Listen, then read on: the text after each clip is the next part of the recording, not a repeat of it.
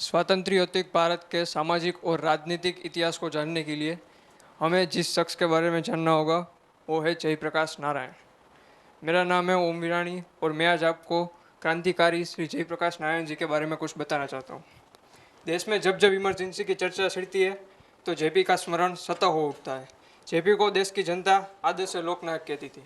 JP ही तो थे वो शख्स जिनकी एक आवाज़ पर पूरी हिंदुस्तान की जनता संपूर्ण क्रांति का नारा बुलंद किया था। जेपी का जन्म 11 अक्टूबर 1902 बिहार के सारंग जिले के सीतादियारा गांव में हुआ था। जेपी अपने पिता हर्षुलदास दयाल श्रीवास्तव और माता फूलरानी देवी की चौथी संतान थे। प्रारंभिक शिक्षा दीक्षा गांव में होने के बाद 9 साल की उम्र में जेपी गांव छोड़कर पटना कॉलेज पढ़ने चले गए। 18 साल की उम्र में उनका विवाह प्रभावती देवी से हो गया। विवाह के बाद भी जेपी ने पढ़ाई जारी रखी, इसलिए प्रभावती कस्तूरबा गांधी के साथ गांधी आश्रम में रहने लगी।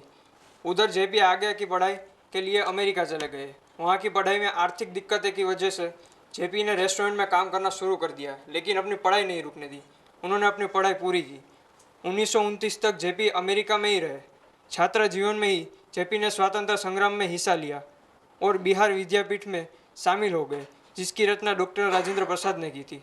1929 में जब वे अमेरिका से लौटे, भारतीय स्वतंत्रता संग्राम तेजी पर था। उनका संपूर्ण संपर्क जवाहरलाल नेहरू से हुआ।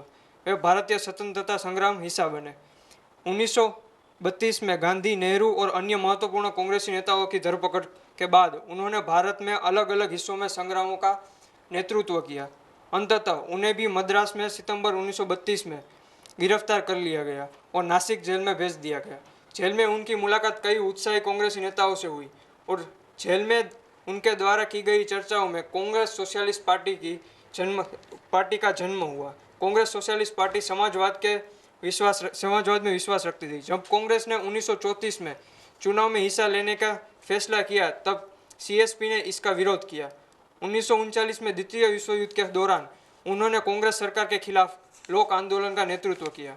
उन्हें कैद कर लिया गया और 9 महीने की कैद की सजा सुनाई गई। 1942 में भारत छोड़ो आंदोलन के दौरान जेपी जेल से फरार हो गए।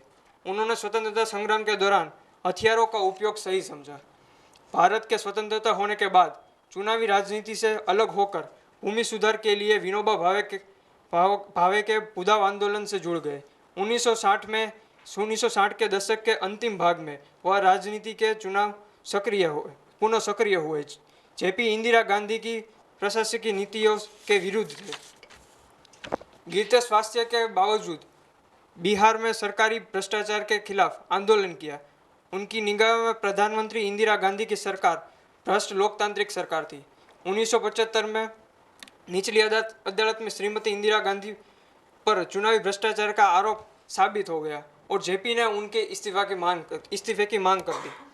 इसके बदले में इंदिरा गांधी ने राष्ट्रीय आपातकाल की घोषणा कर दी और जेपी और अन्य विपक्षी नेताओं के गिरफ्तार कर लिया गया। जेल में जेपी की तबीयत और भी बिगड़ने लगी। 7 महीने बाद उनको मुक्त कर दिया गया और इसी के साथ 8 अक्टूबर 1979 को राजनीति का यह तपस्वी स्थिर निद्रा में सो गया। धन्यवाद।